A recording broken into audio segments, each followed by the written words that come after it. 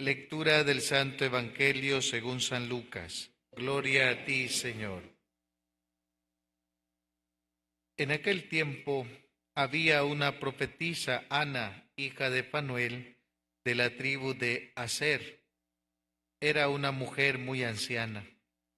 De joven había vivido 7 años casada y tenía ya 84 años de edad. No se apartaba del templo ni de día ni de noche, sirviendo a Dios con ayunos y oraciones.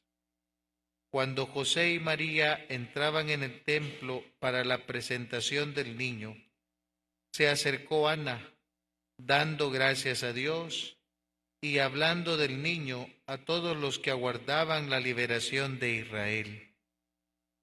Una vez que José y María cumplieron todo lo que prescribía la ley del Señor, se volvieron a Galilea, a su ciudad de Nazaret.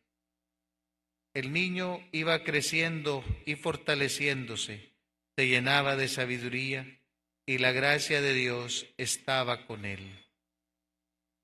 Palabra del Señor. Las palabras del Santo Evangelio nos purifiquen de nuestros pecados. Continuamos en la octava de Navidad. Hoy es el 6º día. La Iglesia nos presenta este texto en el Evangelio de la presentación del niño Jesús en el templo. Ciertamente, pues la fiesta la celebramos el 2 de febrero, cumplidos 40 días. Pero los textos que se leen en la octava de Navidad son en torno al niño. Por eso también hay que fijarse en San José, en la Virgen, que cumplen la ley, y en los personajes que están en el templo.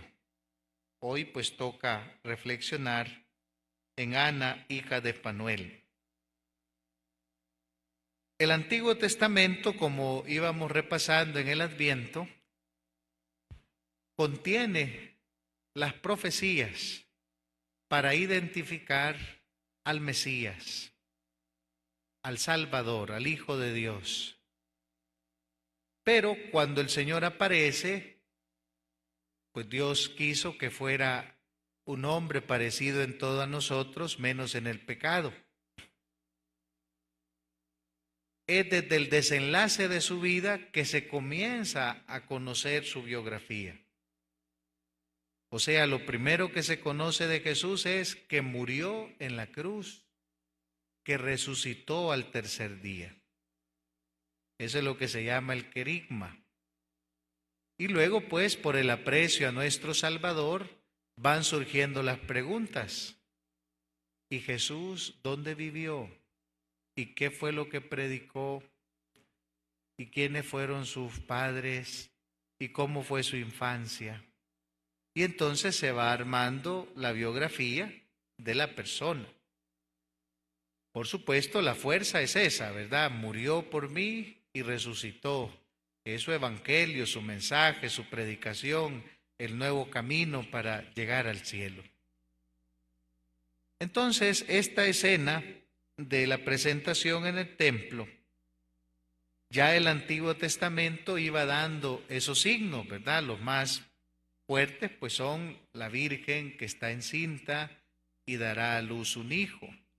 También el lugar de donde iba a nacer, la descendencia de la tribu de Judá, del rey David. Nos dice el texto que Ana esperaba el cumplimiento de esa promesa. Por eso no se apartaba del templo. Y entonces aquí pues se pone de realce las personas mayores que practican la fe. Y uno pues va conociendo cómo es el tema de la vida. Hay como temporadas en las que uno se acerca bastante a la iglesia, ¿verdad? Hay secciones, hay personas que desde pequeñitos, su familia, sus prácticas religiosas, y siempre han estado cerca de la iglesia. Bendito sea Dios. Pero hay otros de que a lo mejor pues fueron para el bautismo, la primera comunión, Se perdieron un tiempo, volvieron para la confirma y luego a lo mejor ya no les vimos. Vuelven para un funeral, ¿verdad? Para otro sacramento, la boda y también ya no les vimos. Cuando regresan a la iglesia, ya cuando están maduros, ¿verdad? 50, 60 años, ya un poco golpeaditos de la vida, entonces piensan en Dios. Incluso hay quien le dice a uno, al sacerdote, yo ahorita, padre, estoy trabajando y estoy en lo mejor de mi vida. Cuando me jubile, voy a ir más a la iglesia. Esa experiencia, ¿y qué vamos a hacer? Yo estoy describiendo lo que conocemos, lo que vemos. Entonces, hay personas, ¿verdad?, que en su ancianidad también nos muestran el camino de la fe. Y uno como que se pregunta, ¿verdad? Y uno dice, mira, pero si le cuesta caminar y viene, y es de los primeros. Mira, pero si le cuesta, ¿y cómo hace para arrodillarse en el momento de la comunión? ¿Verdad? Ya el padre le debería de decir que no lo haga. O ahí va a confesarse, ¿verdad? Y a otros hasta le han intentado decir, no, abuelita, si usted ya no tiene pecados, no se confiesa. Y dice, sí, dice la abuelita, voy a confesarme porque peco. Entonces, qué bonito, ¿verdad? Ese ejemplo de las personas mayores en la fe. Y es que uno no podría esperar menos, porque conforme vamos avanzando en la vida, uno se va dando cuenta qué cosas son verdaderamente importantes. ¿Verdad? Uno de sacerdote que habla con muchas personas y hay veces en momentos muy cruciales de la vida. Recuerdo que una vez visité a una persona que ya mayor, ¿verdad? Se desmayó y entonces los médicos le estuvieron examinando. No tenía nada, simplemente se había desmayado. Y estuvo en el hospital creo que un día, 2 días. Y ya pasada la semana, por allí pidió hablar con el padre.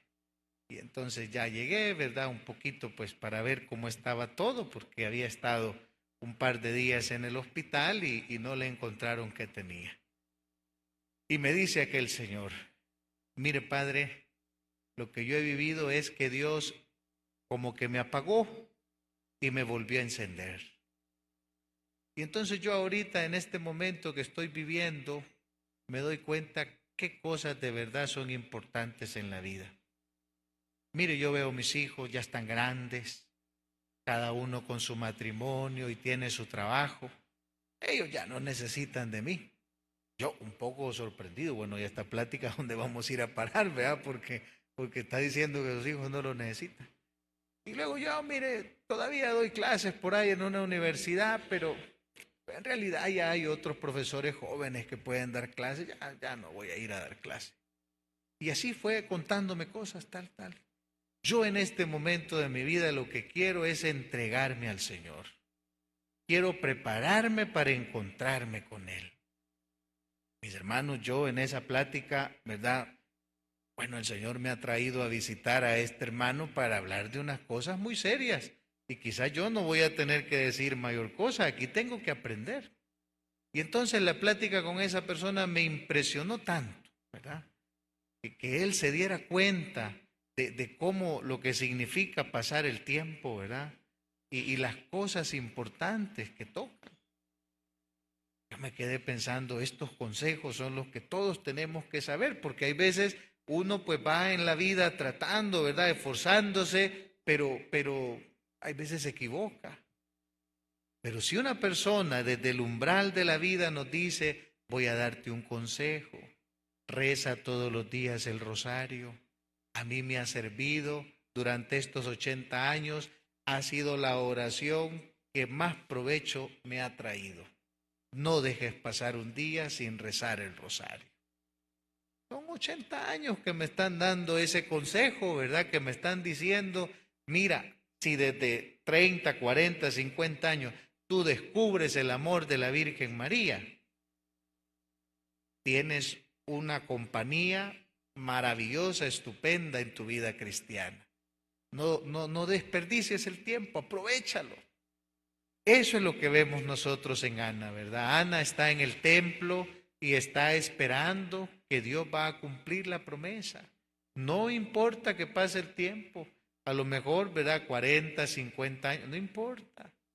Dios va a cumplir su promesa, pero yo quiero estar allí para verlo.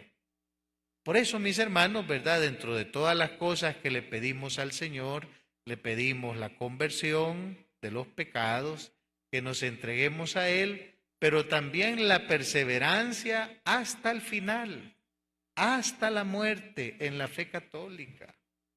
Porque uno va deseando, ¿verdad?, ganarse el cielo. Sí, nos toca vivir este día, estamos terminando este año con la ilusión del nuevo año, pero lo que verdaderamente ilusiona mi corazón es ganarme el cielo. Y para ganarme el cielo tengo que estar unido al Señor. Y por eso también pienso, ¿verdad?, que lo que me puede arrebatar el cielo es el pecado.